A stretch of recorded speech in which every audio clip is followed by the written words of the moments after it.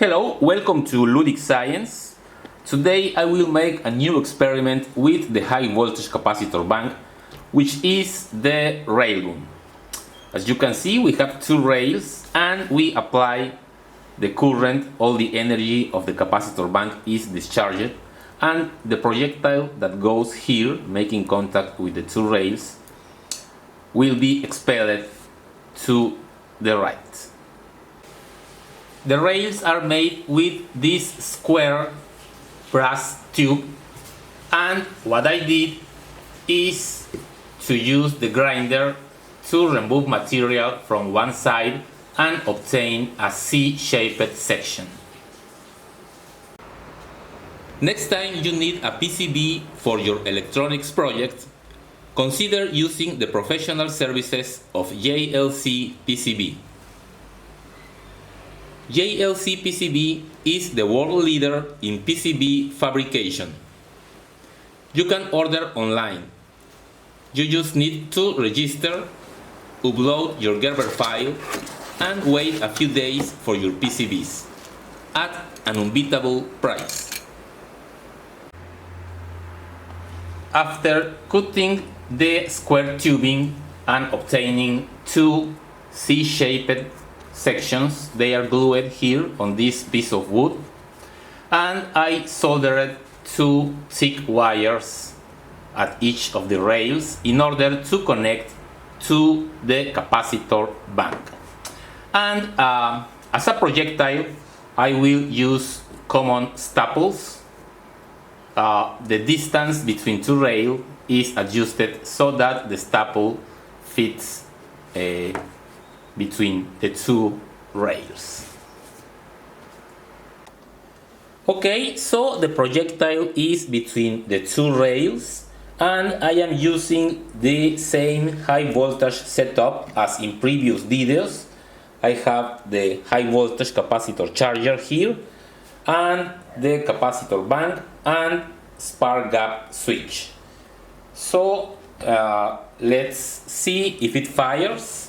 Let me put this cardboard here in order to verify that the projectile is fired. I will fire at around 800 volts.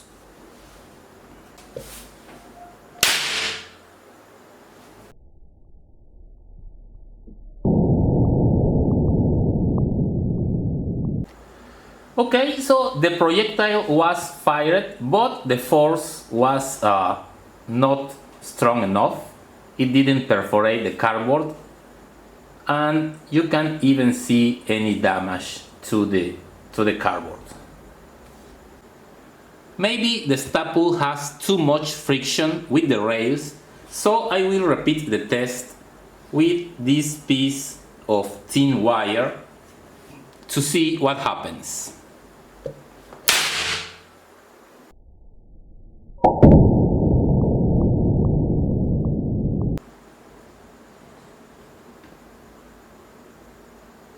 Well, we obtained a very similar result.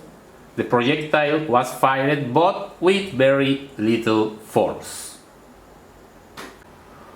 The projectile feels a force, which is the Lorentz force that arises from magnetic effects. Suppose we have the projectile here, and when we connect the capacitor bank, the current flows through the rails, the projectile, and back to the capacitor bank. Now, as we know, a conductor that is carrying a current has a magnetic field around its length. So we have magnetic fields around the rails, as you can see in the diagram, and the current is also flowing through the projectile. Now, the Lorentz force arises when a conductor carrying a current is immersed in a magnetic field. Our projectile has a current and is immersed in the magnetic fields of the rails. Therefore, a force will appear that pushes the projectile to the right. And the direction of the force is given by the left hand rule, as indicated in the diagram.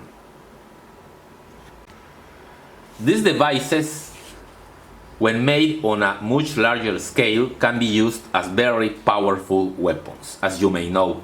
In fact, they have the record speed for a projectile of any type of weapon, but they are still in a research stage because they present several problems. The most important is the wear on the rails. Since we have, in some cases, millions of amps flowing through the rails, the wear is very, very high.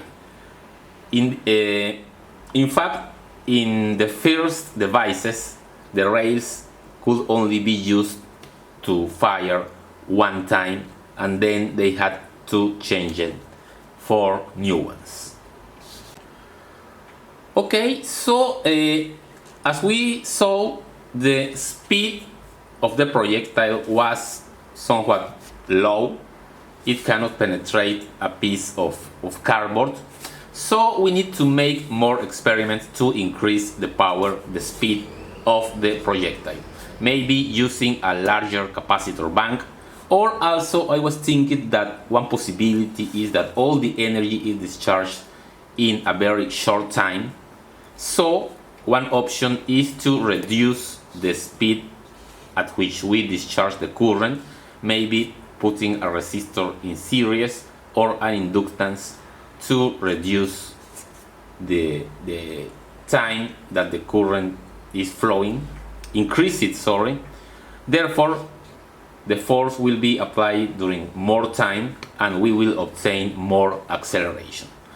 But that will be the subject of another video. I hope you liked this one. If that is the case, please visit my Patreon page. Thanks and see you in the next video.